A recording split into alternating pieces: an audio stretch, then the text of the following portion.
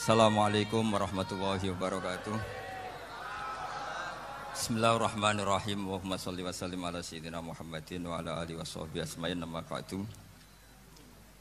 Sedanten ingkang kula hormati wabil khusus teman bapak kula Kiai Haji Agus Ali Masyuri. Beberapa kiai yang tanpa ngurangi rasa hormat, saya hormati semua. Ini ada beberapa Gus. Ini saya ngaji insyaallah seperempat jam.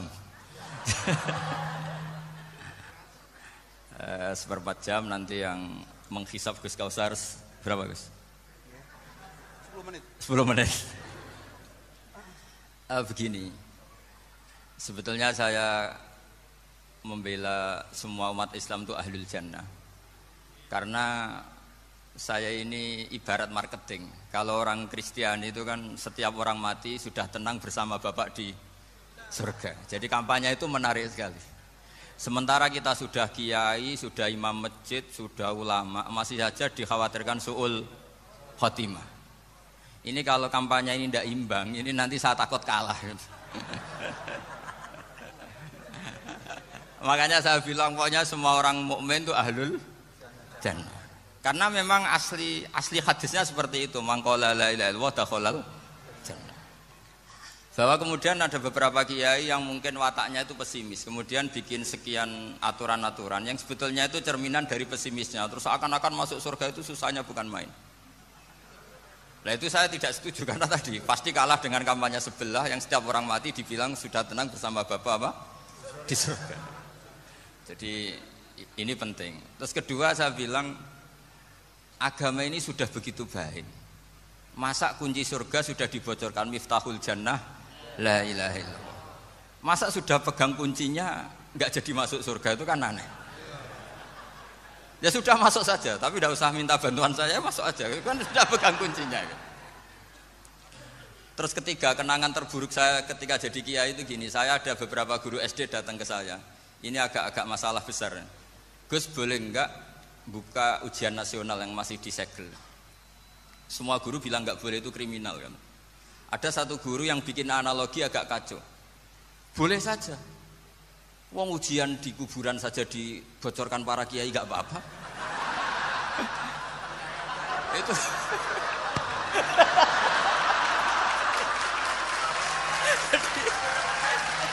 tapi ini kriminal ya. Perhatian kepada kiai, nggak boleh memukul pemateri.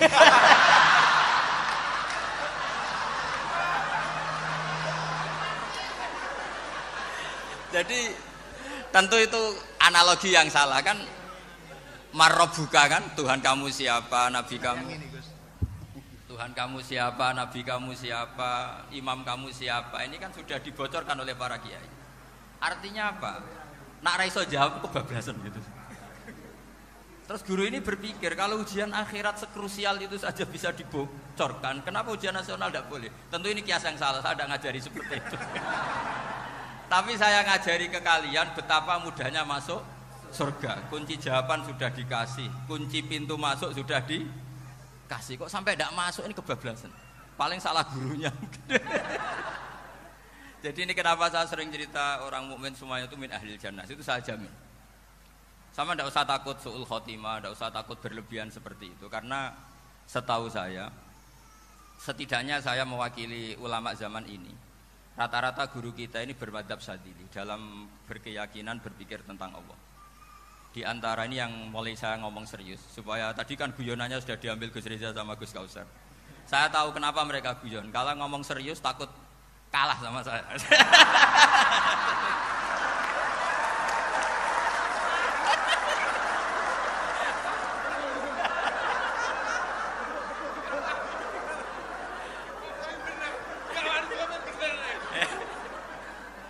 Karena saya ini sudah terkenal pemikir serius, jadi artinya itu satu kepintaran, mengalihkan.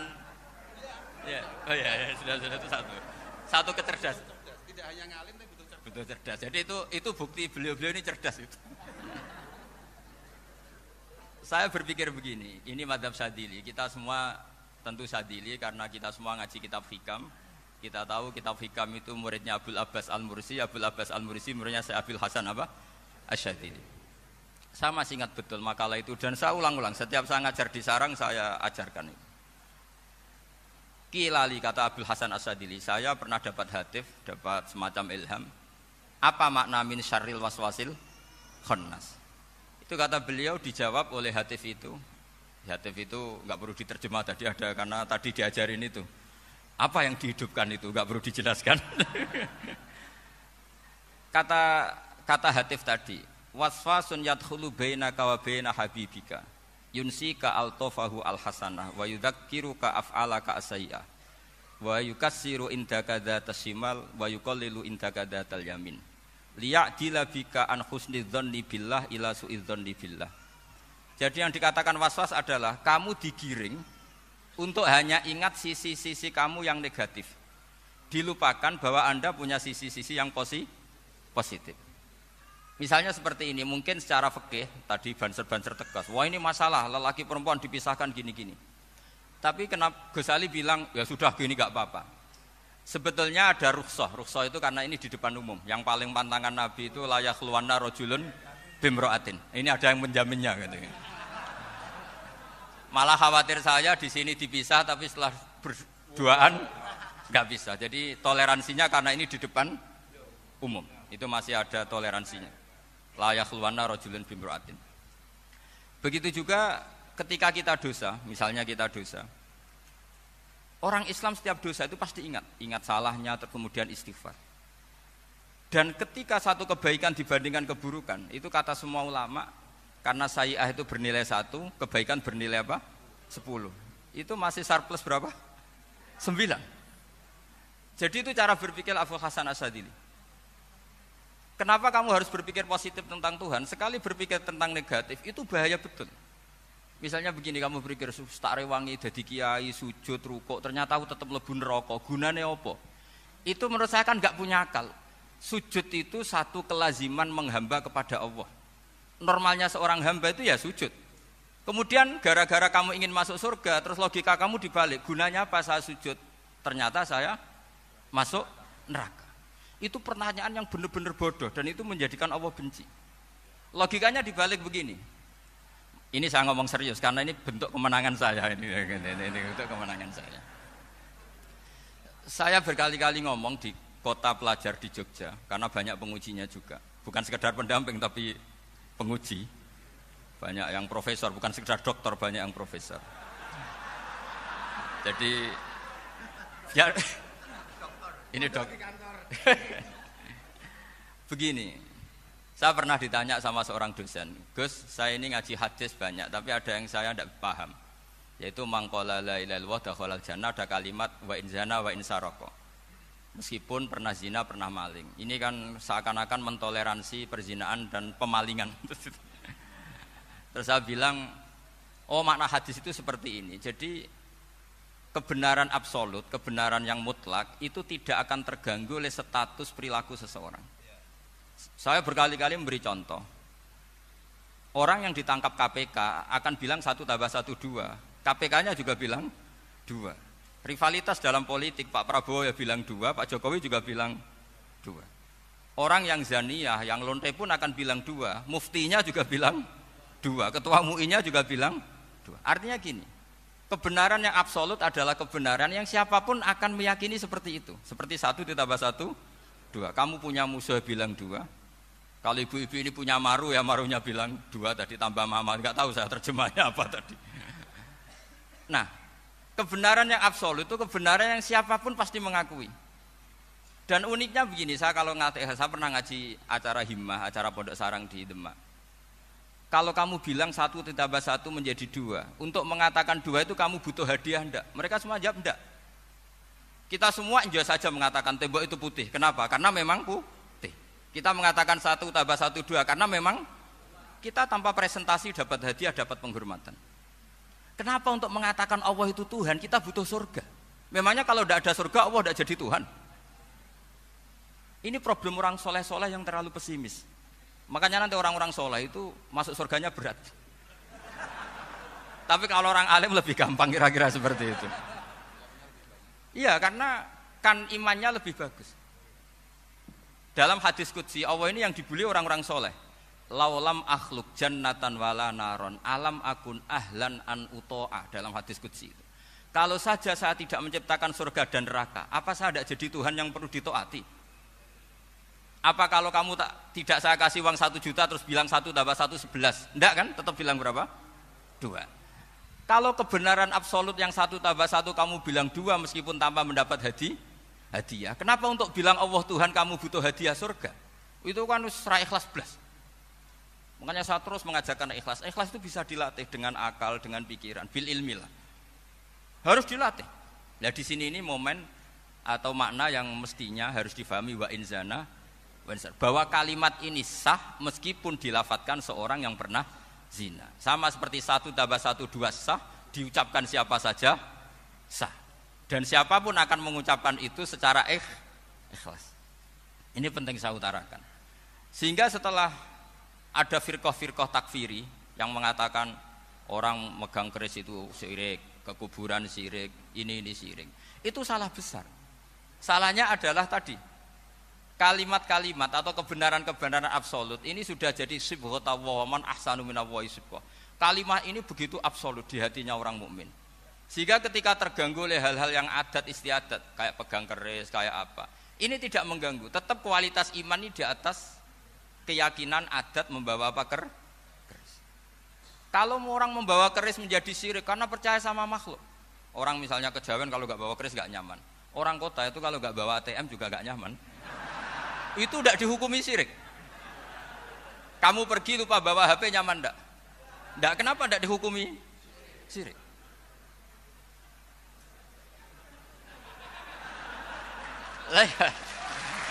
Jadi ini logika-logika. Jadi makanya ini Gus Reza boleh ngeritik saya itu berkali-kali bilang saya termasuk ulama yang mau bikin gerakan cangkem elek. Karena nanti kalau saya nisbatkan ke Rasulullah itu tidak pantas karena Nabi ahsanan nasi khalqaw wa khuluqa. Tapi saya siap jadi bempernya Rasulullah Shallallahu Alaihi Wasallam. Pernah ada diskusi di Jakarta, ini kisah nyata. Apa dalilnya setelah sholat salaman? Mana hadisnya? Itu dijawab hadisnya tentu kita kesulitan. Kalaupun ada hadisnya dhaif semua yang masalah musafahah. Akhirnya mau tidak mau dijawab pakai cangkem elek. Boleh enggak kamu setelah salam nyalain HP yang off? Boleh. Boleh enggak ke kamar mandi? Boleh. Oh berarti kencing boleh, nyalain HP boleh, yang enggak boleh itu ingat Allah. Karena mereka mengkritik wiridan, ngeritik salam. Akhirnya mikir deh. Ada enggak hadisnya orang setelah sholat nyalain HP? Enggak ada kan?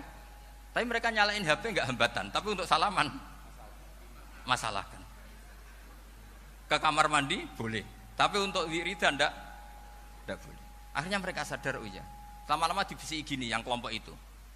Kamu itu korban aliran supaya kamu enggak ingat Allah, ingatnya HP-nya.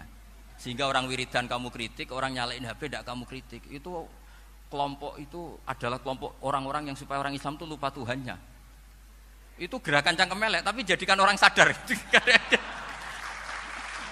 Jadi ini penting. Jadi kalau kamu tidak bisa bela agama dengan jalan yang lurus karena tidak bakat gitu, nggak apa-apa pakai cangkem elek tadi. Karena nggak mungkin gerakan ini dinisbatkan kepada Rasulullah Shallallahu Alaihi Wasallam. Kalau soal sanad saya punya sekian sanad tentang itu, tapi tidak usah kamu ikuti. Ada orang tanya, ya Pak Kiai kalau setan dibakar di neraka panasan enggak? Ya panasan. Lo kan setan dari api, ngapain harus panasan? Kan materinya sama. Terus Kak Kiai tadi gak kesulitan, dia ngambil pasir, disawur di wajahnya. Wah sakit Kiai, kamu kan dari tanah, kena tanah kok. Jadi itu ada sekian, artinya gini ya, kalau kesulitan jawab pakai baik-baik ya sudah pakai cangkem elek itu aja kan. Tapi tentu kan gerakan ini tidak mungkin dinisbatkan kepada para nabi. Tapi saya pastikan meskipun nggak bisa dinisbatkan kepada para nabi dari segi cangkem elek tadi, tapi secara semangat itu sama. Saya punya sekian contoh. Benar Gus Riza tadi gojok saya ngawur-ngawurnya itu masih punya sana. Itu pas saya ngawur pun masih punya apa? Sana. Nabi Ibrahim itu ketika faja'alahum juzatan illa kabiralahum itu si berhala paling besar dikasih kapak. Ketika mereka geger, ini siapa yang memecahkan berhala-berhala kecil? Kata mereka, sami'na fata yadhkuruhum yuqalu lahu Ibrahim. Ya kira-kira Ibrahim lagi. Terus Ibrahim didatangkan, siapa yang melakukan ini semua? Ini jawaban Nabi Ibrahim, bal fa'alahu kabiruhum hadza. Ya tanya yang bawa pedal, saya kan enggak bawa kan. Terus kata orang-orang, otak kamu itu di mana? Masa berhala disuruh nanya, kan nggak bisa ngomong. Ibrahim kembalikan, uffil lakum walima ta'buduna min dunillah. Lalu otak kamu di mana? Sudah tahu nggak bisa ngomong kok disembah gitu. Itu ada kata uffin loh. Uffin itu kalau diterjemah kira-kira ya agak-agak jancuk gitu. Kira-kira seperti itu. Ya kira-kira seperti itu. Jadi sekarang dalilnya jancuk apa Gus?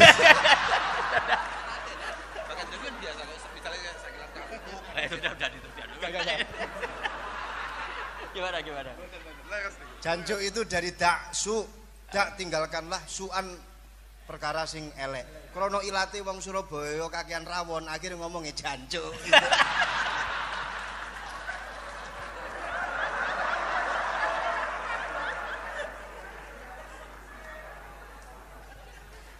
Jadi mulai dulu melawan kebatilan itu harus pakai logika yang vulgar. Karena memang nggak mungkin dengan bahasa-bahasa priayi itu nggak mungkin. Dan ini penting saya utarakan. Nah, kalau nanti nggak mungkin dinisbatkan kepada Rasul karena Nabi adalah ahsanan nasi khalqa wa khuluqa, kita yang ngambil alih saja. Gus Reza, saya, Gus Hasan ini cara cangkem elek kan pantas. Luas. Selain bakat ya sudah natural. Karena memang itu cara kita menjelaskan kebenaran. Saya ulang lagi, itu cara kita menjelaskan apa? Kebenaran. Mau tidak mau. Saya pernah ditanya sama seseorang, Gus, beberapa nabi itu kan poligami itu bukti hiperseks. Karena yang tanya itu orang nasionalis yang nggak pati senang Islam. Terus tak balik tanya, perempuan itu makhluk lemah enggak? Ya lemah.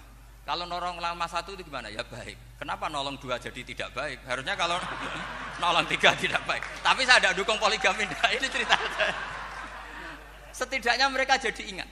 Saya itu pernah ditanya agak-agak orang ateis. Dia benci Islam tapi neliti Islam. Pertanyaan kedua, kenapa dalam perang itu seakan-akan Nabi itu perampok, hartanya orang kafir disita kemudian menjadi ghanimah? Itu kan kayak ngerampok. Terus saya tanya gini, kalau ada penjahat ke rumah kamu kemudian pakai senjata api, setelah kamu ringkus, itu senjata api kamu kembalikan apa kamu sita? Oh ya saya sita, kalau tak kembalikan dipakai ngerampok lagi. Ya sama seperti itu, kalau kekuatan mereka dikembalikan akan dipakai kekuatan mereka lagi. Jadi ya lagi-lagi ini kemenangan orang serius. Karena nanti guyonnya sudah dintekno sama Gus Safa sama Gus Riza. Nah, kenapa saya ngajar begitu rileks, begitu santai? Karena pikiran saya sederhana. Fa innal uqula muttarratun ila qabilil haq. Akal sehat pasti dipaksa menerima apa? Kebenaran. Sehingga kebenaran itu tidak usah kamu ngomongkan secara serius, secara tidak perlu. Kebenaran itu mudah diterima. Saya itu pernah ngaji berkali-kali di Jogja di mana-mana sampai ada buku seorang dokter nulis tesisnya itu bangga lagi menjadi muslim setelah ngaji saya itu. Karena saya menerangkan itu ringan. Orang Islam itu harus mencintai Allah. Ciri utama cinta itu tidak tegang, rileks. Saya bilang begini, kalau kamu pernah 1 tahun digratisi orang rumah, makanan, kamu kira-kira itu mudah nggak mencintai orang yang berjasa sama kamu minjemin rumah dan ngasih makan gratis? Mudah kan? Apalagi kita ini mudah mencintai orang yang minjemin mobil 1 tahun, ngasih rumah 1 tahun, apalagi selamanya. Kenapa kita tidak mudah mencintai Allah yang memberi kita bumi, air, oksigen, semuanya kita dikasih Allah? Akhirnya mereka mikir, wong mencintai seseorang yang ngasih dalam durasi 1 tahun saja mudah, apalagi mencintai Allah yang ngasih kita tanpa batas. Itu disebut walladzina amanu asyaddu hubbal lillah. Orang mukmin itu mudah sekali mencintai Allah. Caranya dilatih tadi. Kita mudah mencintai orang yang berjasa sama kita. Kenapa tidak mudah mencintai Allah yang tentu jasanya lebih besar? Nah, karena akhir-akhir ini banyak orang yang terlalu nazir, terlalu apa? Kata Nabi kan basyiru wala tunafiru, yasiru wala tu'assiru. Sehingga saya bikin gerakan. Pokoknya semua orang mukmin pasti masuk surga. Nanti soal ada kesalahan-kesalahan kecil yang menjadikan orang su'ul khotimah itu sifatnya kehati-hatian. Jangan menjadi hukum. Hati-hati itu tidak menjadi hukum. Kalau kamu nyupir hati-hati itu bukan berarti pasti kecelakaan, enggak. Hati-hati itu ya hati-hati saja, tidak menjadi hukum. Ini penting saya utarakan karena kubu sebelah kampanyenya sudah tadi, setiap mati mesti tenang bersama Bapak di surga. Sementara kita mau kampanye, kamu sholat tidak mesti diterima, haji tidak mesti diterima, jadi kiai tidak mesti masuk surga. Coba kalau kita kampanye gitu terus, yang mau jadi muslim itu siapa? Jadi ini sudah tak perhitungkan matang-matang saya milih mazhab seperti itu. Ya ini saya pikir sudah, ini pembandingnya supaya punya waktu. Saya suka sekali. Nah ini yang sesi terakhir ya, sesi terakhir. Saya akan cerita fikih karena Nyun sewu Gus, ada iklan sebentar dari ibu-ibu, pentolan mic kurang dekat ke mulutnya Gus Baha. Sehingga suaranya tidak terdengar sampai ke belakang. Oh gitu. Pentolannya didekatkan Gus oh, ke mulut. Ini kalau ngomong konotasinya itu mesti nyerempet. Sudah apa ya? Sudah ahlinya di situ. Ya malah ada di situ.